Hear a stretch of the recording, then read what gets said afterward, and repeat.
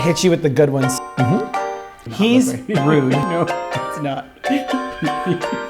Not stand to have our children taken from us. Yep, it's a touchy subject. Like shaking my finger at them. And I mean, I was born with lips, but come along with us for the ride of our lives because our life changes are about as big as my hair.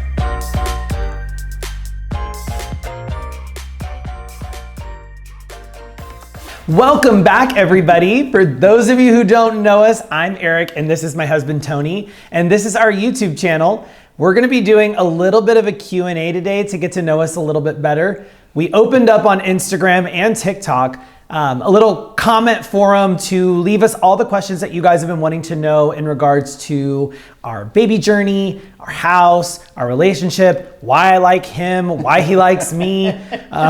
We kind of open it up for anything and everything. So if you like videos like this, make sure you guys like, comment, subscribe, share our videos, and help our page grow as our family grows. So let's get right to it. Let's do it. I'm gonna hit you with the good ones, Tony. Okay, let's game on. Ooh, I like this question. This is a fun one. Did y'all ever take a break while dating? Tony? I don't know why this is funny. No, I forced myself on him and I became emotionally codependent, so he had no choice but to be in a relationship with me. No, I would say, so in the beginning, we were long distance for the first year. So from a break perspective, there was that physical break that we had, right? So I would come out every other week, or you'd come out there every other week, or at least once a month. So we kind of learned to love each other from afar initially, right? So I would consider that to be that break per se. No, definitely not. From the moment we met, it was one of those like, we knew we were gonna be together, but the distance obviously made it hard. So yeah, we had physical breaks, but we never wanted to take a break because honestly, the minute we met, we knew we were the one for each other. And as cliche as that sounds, but it's completely true. And if you hear some squeaking in the background, we put our fur babies up in their little room and they're very angry about it right now. So they might bark and make some noises. Who do you think will be the pushover daddy? Oh, that's me. That's me. So if you've ever, if you've ever met me, you would know that. Not that Eric is not, very, very nice, welcoming, cordial, friendly, but if you see me with our puppies, you would know that if they go to get in trouble, if Eric raises his voice, he will say one of the dog's names and they cower and run behind me. I could literally be like shaking my finger at them and he will run into the other room because he can't bear to see it. So yeah. Good cop, bad cop. Yeah, I actually plug my ears if he's gonna raise his voice. So it hurts my feelings. How long have you been together? So we've been together for 7 years. 7 years and married for 5. Mm-hmm. You're chatty today. I love it. Who is this man? I don't know him. He's all comfy on camera now. No. It's an energy drink in advance. Somebody wants to know, will you have more babies after the girls? I think we need to see first how we handle it too. My answer to this one is the girls aren't even here yet. Yeah. We haven't experienced a life with twins yet. We haven't experienced a life with a baby yet. So we kind of need to figure out how that goes and then maybe make a decision from there. If I had to go with my gut, I'm going to say no, but if I had to go with mine, I would say yes. So you could see we're a little different there. Tony wants 75 kids. He wants take all of them. a baseball team. Yes, exactly. I want all of them. All of them. So we'll see. TBD. When babies come along, is one staying home more than the other or both? My job is a little bit more flexible. I own my own business and I make my schedule. So I'll probably be taking a little bit more time off in the beginning. Right now, Tony is working remote. So that has made life a little bit easier knowing that the babies are coming and he's gonna be working remote. He'll be in the house. And we plan on getting help of some form. Yep. Yeah, totally. No, I think what it ultimately goes down to, we're gonna do what we ultimately have to do to ensure our babies are cared for. Ooh, this is a good one. What is your best advice for newlyweds? Listen. I would say just be open to listening. I would also say before you become newlyweds, live together. I know that's probably against some norms in some cases. You have to test drive a car before you buy it, okay? Well, I guess you could look at it that way. I was just thinking like you have to kind of understand what the little quirks are about each other. I learned very quickly. I am obsessively a neat freak. You could drop something and I clean up right behind you as you're walking around. I mean, do you see this kitchen right now? He was like, wait, do I need to move that? Do I need to move that?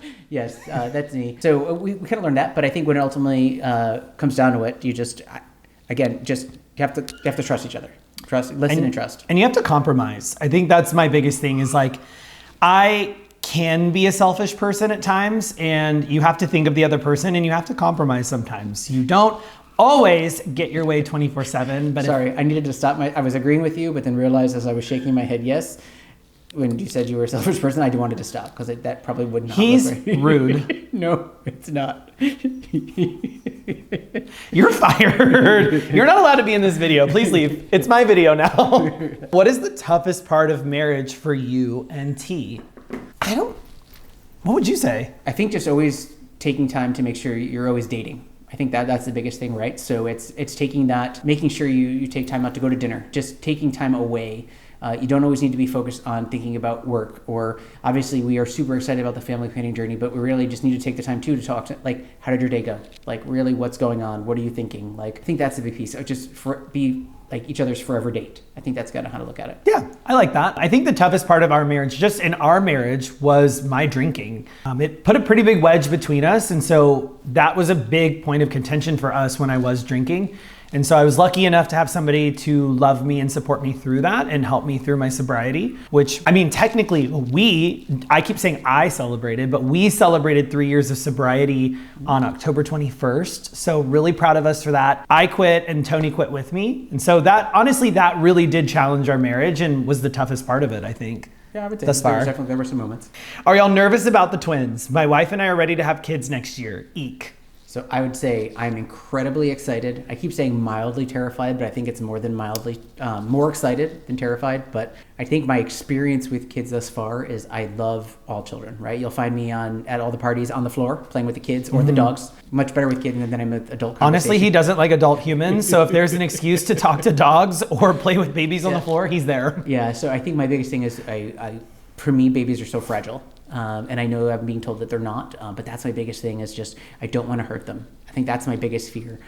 Taking care of them and ensuring they're provided for and loving on them, that is definitely not the issue for me. It's I don't want to hurt them, or break them, I should say. And I think for me, it's like not knowing, like I'm a perfectionist and I love to be the best at everything that I'm doing. So I think for me, like not knowing what I'm getting into and knowing that I may not be the best dad in the beginning, but I'll figure it out and I'll learn it, I think is probably like what I'm most nervous about. But I know that we both really want this. We both have tried really hard for a long time. We had a really long journey to get here. So I know that we're gonna make it work, and we're gonna take some classes at a place here in Houston that offers like newborn classes on how to take care of a newborn. So we're gonna take some of those and we're gonna get there. We're gonna get through it. The goal is to sleep. I mean, I'll sleep no matter what. I could sleep through a car crash. Tony, on the other hand. Yeah, by the time they turn 18, I'd like some sleep. Somebody wants to know, do you also do your surrogate's hair? The answer is yes. We did a color correction on her. She had some banding in her hair, which I have a little bit of video on. But yes, that is a perk of being our baby carrier, is you get your hair done with me, and she's blonde now. When will the name drop be? When are we sharing the names, babe? Probably the baby shower. Yep. Probably the baby shower. I think that's probably the best way to do it. Definitely the baby shower. So stay tuned. That's going to be a video in itself. We're going to have Julian, the amazing Julian, he did our announcement video. He's doing all of these videos. He's like the mastermind behind the YouTube. So he'll be at the baby shower and he'll be filming all of that, and we'll be posting the baby names soon. How many babies do you plan to have? We kind of answered that, but we just really want to figure out how to parent first.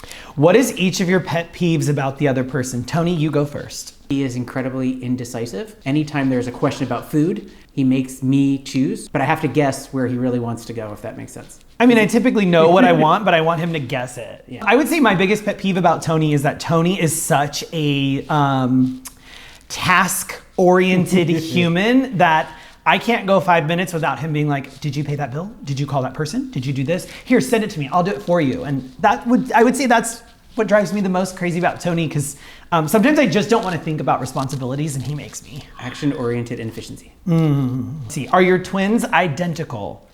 No, our twins are not identical. We're never gonna call them this. In our eyes, they're our twins, they're our daughters, but if you wanna break it down, they're half sibling twins. And this question has come up a lot on Instagram and TikTok.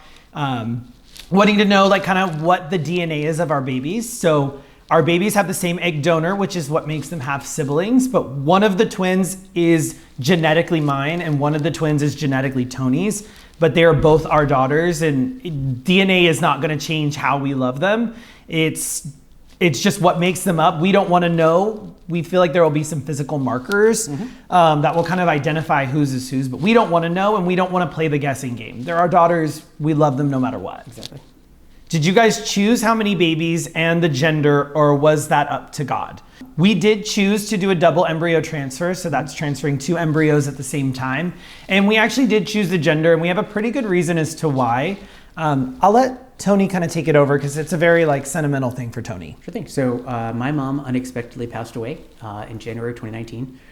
She was only 60 years old. Very unexpected. Up until probably, I'd say a year ago. No, it wasn't even a year ago. It was just before we transferred. I had not been able to have a dream with my mom in it that I hadn't woke up screaming, crying from. I had a dream that I woke up and I wasn't crying. And in that dream, I had told my mom that we were pregnant with 2 girls. That sealed the deal when it came out of there, right? So for us, we just wanted 2 healthy babies. But that dream right there was a sign from my mom. So. Barb stepped in and said, "This is what you guys are having." Yeah, and she so had a way of doing that. when Tony woke up and told me that dream, I was like, "Well, it's decided. Yep. We're having 2 girls." And I'll add to that as well. So Carly, our gestational carrier, our surrogate, she was out grocery shopping one day and she had her boys with her, and a woman just walked up to her and was like, "Oh my gosh, your boys are so cute. They look like such good little boys. You look like such a great mom, blah, blah, blah." And the next thing she says was, "You're having twin girls next." And that was before Carly told us this story before Tony talked about his mom and the dream that he had. And so when Carly told us that at dinner, and then when Tony shared his story, I was like, Barb is meddling in this. She wants to make sure we have 2 girls. So here we are. Yep. My mom will always make sure she's known. And I feel like we'll be good girl dads. The best and worst thing about renovating a house. That is a really tough question for us. The answer is renovating the house. Yeah, that is the best and the worst part. I mean, you get to craft and create your own home, but then the problem is dealing with contractors. That could be a whole episode in itself. Have you guys started designing the girls' rooms yet? No, not yet. So let's be honest, Eric already has it in his head. That's another thing that I can come up with suggestions. I think his response is, "Oh, that's cute, but no." This is one of those things that Tony absolutely, like this kitchen, Tony gets absolutely no say in. He just gets to show up and enjoy it. No, I helped pick the names though, so we're good. You did. You helped pick the names. Why isn't your house done yet? That's a good question. Very good question. When we ask ours, we've been asking ourselves for the last 23 months. Yep, it's a touchy subject. We're moving on. Do you see yourselves moving in the future to a different house? So I think that is kind of up in the air. I think if we take a look at, I don't know how to politically answer this question. Just answer it. Texas leadership does not make it easy for same-sex couples to raise their children. We are not the first protection on their agenda. So we always have to look out for what's best interest of our children. If it's just Eric and I, hey, we can live wherever. We're looking out the best interest of our children this time. So I would never say never. Yeah, I think not to get like crazy political here, but I think the overturning of Roe v. Wade kind of opened the door to overturn a lot of protections that we have here in the state of Texas. And our attorney general has specifically said that if the Supreme Court were to overturn the gay marriage ruling or the gay intimacy ruling, that he would uphold Texas's archaic laws, which would make our relationship illegal. And we will not stand to have our children taken from us. And so that is a hard decision that we may have to make one day. Hopefully not. Are your lips real? No. Mostly real. I mean, I was born with lips, but Bree Collins in Houston, Texas, she plumps them for me. The last time I had them plumped was like a year and a half ago. You were born with lips. I was born with them. Okay. Yeah, just do a quick how we met. It can be quick. Okay. Hold on. I have to ask the question before you answer it, Tony. Gosh. Learn the YouTube game. Come on. So a lot of people want to know how Tony and I met. So I lived in San Francisco for about 6 years. On a weekend whim, Eric came to visit a friend who happened to be a mutual friend of mine.